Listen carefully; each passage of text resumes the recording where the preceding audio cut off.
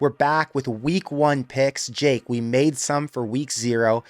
I did okay. I went 2-2. How'd you do? I also went 2-2. We hit Hawaii plus 17.5 with ease. Hit USC over. That flew over. Lost the Notre Dame over because Navy just couldn't do anything passing the ball. They couldn't do really anything at the goal line. They couldn't even hit their field goals. Just an abomination of a game from Navy. And New Mexico State, I don't even want to talk about. My favorite pick last week was Jacksonville State plus 3. They won that one outright. But we've got some new picks to make. We're talking about Thursday games and Friday. On Saturday, Sunday, Monday games, I think we're going to have to package another video just because there's so much to talk about and I don't want this to be an hour-long podcast. So we'll start this one off with a Thursday game. It's Florida at Utah -5. What are you thinking for this one? It was a revenge game for Utah. They went into the swamp last year, the better team and the favorite, and walked out with a loss. Anthony Richardson played one of his better games of the season, had 3 rushing touchdowns, and Cam Rising just couldn't get the job done. Utah went on to win the Pac-12 last year, and, Cam Rising injured himself in that Rose Bowl game. So there's probably going to be a third-string quarterback in the game for Utah, but I don't care because who the quarterback is at Florida, and that's Graham Mertz. Graham Mertz transferred from Wisconsin, absolutely horrible in the last couple of years at Wisconsin. 21 interceptions in the last 2 years, 0 300-yard games in his career. I just don't trust that he's going to be a new quarterback playing in a new system. I think we know who he is, and he's a backup quarterback. Both teams have really strong run games, but Utah's got a really, really good defense, and they were 14th in the country last year in turnovers and have 8 returning defensive starters. It's just too much talent returning for them. The home field advantage is going to be absolutely massive. Everyone's going to want revenge from Utah to avenge that game from last season, so I'll lay the 5 points regardless of who the quarterback is here. Fade Mertz, ride Utah. Josh Pate said that he talked to Paul Chryst, who was the former coach over there at Wisconsin with Mertz, and Chryst apparently thought they used him the wrong way, and now the coach over at Florida thinks, I might have found a gem who I can build up to be a guy who's serviceable or can win us games. That makes me question this spread. If Florida's got a quarterback who's good enough to get it done, and he was good enough to get it done and lead a comeback win against Nebraska last season in the, I think it was a November game. He had a touchdown pass to seal the deal. He led a great drive. If he does show that he can win games, this would be a great time to do it. They're only 5-point dogs. Everyone's doubting Florida, and if they come in here and they're the SEC team with a second-year head coach, they could play spoiler. So I'm not making an official pick here, but I do lean Florida in this spot. I mean, Mertz also lost to Jack Tuttle in Indiana, so it goes both ways. It goes both ways. Next pick, I've got Nebraska at Minnesota. The spread is -7 in Minnesota's favor. Here's the deal. The last 3 times these two teams played, it came down to 3 points. The total is set at 43, and the game has only gone over 41 one time in the past 4 years. What that tells me is this should be a 1-possession game. This should come down to the wire. This should come down to a field goal, a late touchdown, potentially overtime. And in that position, I'm looking for a finish as a 3 to 5, 6, 7-point winner on either side. I think either of these two teams can win the game. You've got a great coaching matchup with PJ Fleck and Matt Rule. Obviously, PJ's a lot more established, but Nebraska might have a little bit more talent on their side.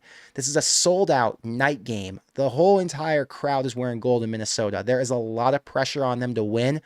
I'm going to lean taking the points here. I might sprinkle the Nebraska money line at plus 250 odds since I think either of these two teams could win it.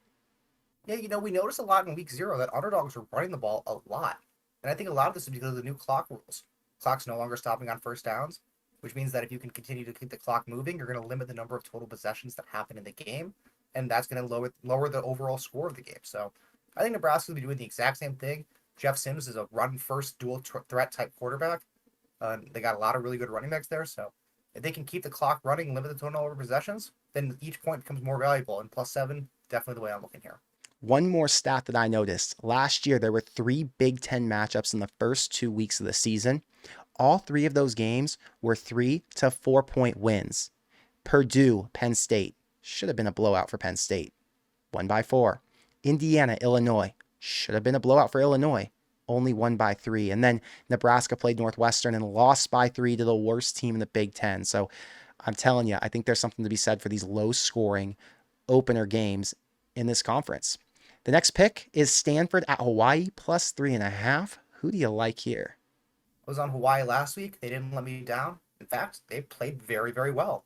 They went into Vanderbilt threw for 350 passing yards. Two receivers who had never played a game before in Hawaii had combined for 14 catches, 225 yards, and 3 touchdowns, including Kansas transfer Stephen McBride. I don't know. I think that Hawaii is the better team here. Stanford only has 6 total players returning. They are second to last in Phil Steele's experience metric going into the entire season. They have a brand new head coach. David Shaw's gone. In comes Troy Taylor from Sacramento State, an FCS school. So with not a lot of talent, a brand new head coach, and Hawaii looking pretty good, I'm taking the plus 3.5 and the money line. I like Hawaii to win this game at home against one of the worst teams in the Power Five. Hawaii playing an SEC team on the road tough last week and almost winning that one really makes me think that they could be on the upswing now with Timmy Chang in his second year. Getting plus 3.5 really feels disrespectful to me. Stanford, I understand, has the brand name, but like you said, they're 130th in the entire country in returning production. So we and they have no idea what they're going to get out of their roster this year. I might make Hawaii an official pick and take that plus 3.5 with you because that sounds pretty good to me. If you take it on BroThrow, by the way, you get plus 100 odds. There is no VIG on BroThrow. The other good thing is you can sign up and play legally in any state in the U.S. BroThrow is a free platform to use, so if you want to sign up, try it out. You can click the link in the description box below. It's brothrow.com/YouTube. YouTube's the promo code. Better money line odds and even money odds on spreads and totals. Jake, we're going to move on to Central Michigan at Michigan State minus 14. And when I first saw this game, I was thinking, geez, I don't know how I'll pick this. I used to love taking Central Michigan, and I've always hated betting on Michigan State. But here's the deal. Mel Tucker claims this is his most talented team that he's had yet. They've got a really strong running back room with Jalen Berger and UConn transfer Nathan Carter, who can basically take pressure off this new QB, and that's what they're really going to need in this first game.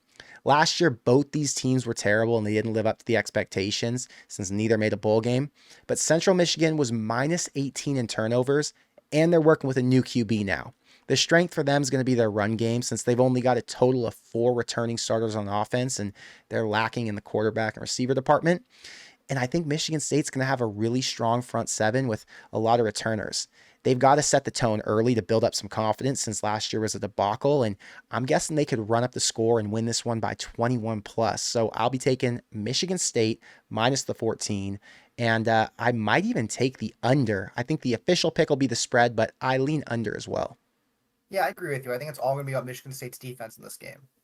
I don't think they're going to score more than 28 points. So if they can limit Central Michigan to no more than 2 touchdowns, easy cover. And I think they can do that because, as you said, Central Michigan does not have the same quarterback. They're not the same team they were a couple years ago. They started off hot when McElwain first got there, but now they've lost 2 QBs who were pretty solid. They lost their running back, who was great. I think his name was Will Nichols or something. They don't have the athletes and the playmakers they had a couple years back. Next game up, you've got Georgia Tech versus Louisville. This is technically a home game for Georgia Tech since this will be played in Atlanta, but it is a neutral site. It's minus 7.5 in Jeff Brom's first game. What's your thought here? Yeah, Jeff Brom leaving Purdue, going back to his alma mater at Louisville. And he's a coach who really drug Purdue out from the bottoms, the depths of the bottoms of the Big Ten. Clearly the worst football program in all the Big Ten before he got there. And they're a pretty respectable program when he left. So he's a great coach, and he's reuniting with one of his former quarterbacks, Jack Plummer, first at Purdue, then at Cal, now at Louisville. I think that the offense is going to be able to kind of get along without a hitch because the quarterback knows exactly what he's doing, so it allows the receivers to go out and run their routes.